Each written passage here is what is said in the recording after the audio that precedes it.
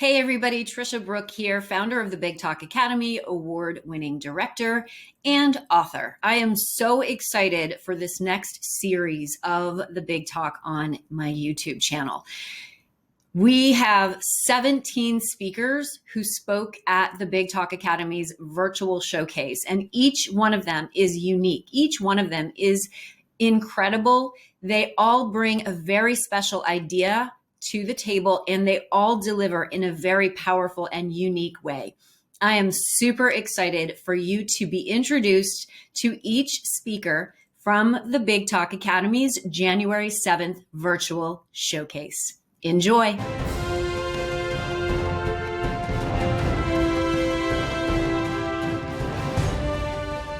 Caterina Kostoula.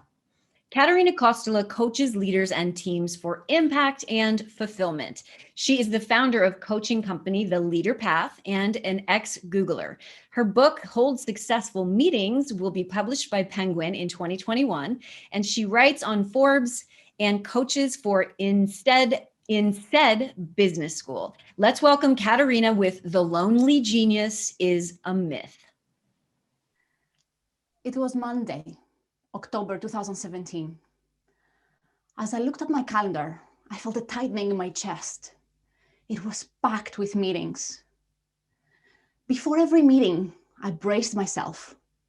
I felt a desperate need to escape. I would prefer 100 times to focus on my clients, do my own work, or even meet all my colleagues individually. For a long time, I thought it was just me who found internal meetings insufferable. I was wrong, and definitely not alone. A staggering 46% of employees would prefer to do almost anything else rather than attend a status meeting. 17% of them would prefer to watch paint dry. The cost of poorly organized meetings in 2019 in the US and the UK alone was estimated to nearly $500 billion. Early in 2018, I left my employer to build my own executive coaching company. I thought I was finally free from all boring, frustrating meetings. My mission was to coach leaders for impact and fulfillment.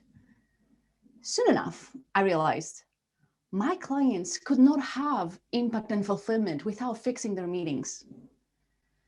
Being a leader means to guide a group of people to achieve a common purpose. Holding a meeting means to bring a group of people together to achieve a common purpose. There is a huge overlap. You cannot be a successful leader with bad meetings. The lonely genius is a myth. When researchers analyzed more than 19 million scientific papers and 2 million patents, they found that people working in teams produced research that was cited twice as often as that of individuals. People have always changed the course of history by meeting with each other. Humans, while relatively powerless compared to animals individually, we gained all our power through collaboration. Why then does collaboration feel so challenging? Why do meetings feel draining instead of transformative? I wanted to solve this issue. I was observing the meeting of a marketing team. They wanted to launch a webinar to their clients, and they needed to choose a system they would use to invite them. The leader of the team wanted to make a quick decision. She had more important items to tackle on the agenda. I suggest we vote between option A and B, she said. Before the group starts voting, one participant jumps. How about we use option C? A third participant interrupts. I don't see why we're discussing this. Let's move on with option A like we've always done. The leader, wanting to move on, made the decision herself. Okay, we will proceed with option A. Is everybody okay with that? Before the group responds, the creative participant threw one more idea on the table, option D. The group started discussing. The time of the meeting ran out.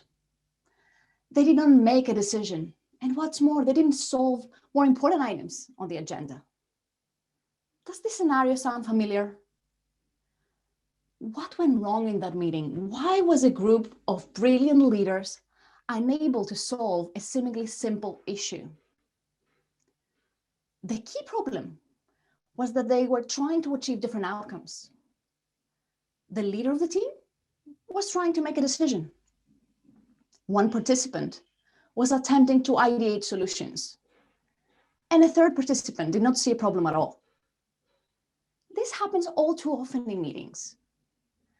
As individuals, we do not solve problems linearly. We come up with an idea, we move on to execution, realize it's not good, we go back to redefine the problem. It's an intuitive process that works well at an individual level, but creates chaos at a group level. Solving problems in meetings often feels like a mountainous task, not because of malice or incompetence, but it's simply because we try to solve problems intuitively rather than having a process that aligns the participants to work towards the same outcome at the same time. I developed the 4D meeting framework to overcome this challenge. Successful meetings achieve at least 1 out of 4 key outcomes, all of which conveniently start with a D. Define a problem or a goal, develop ideas, decide, and do. In the define stage of your meeting, you align the participants around what's going on right now, where do we want to be, and what's the problem we need to solve to get there. In the develop stage, you come up with a list of ideas to solve the problem. In the decide stage, you make a decision. And in the do stage, your desired outcome is action, whether within the meeting or afterward. Do meetings include working sessions, action planning workshops, and in meetings with the objective to inspire action. The 4 Ds are outcomes you can pursue in your meetings. They're also steps in a process.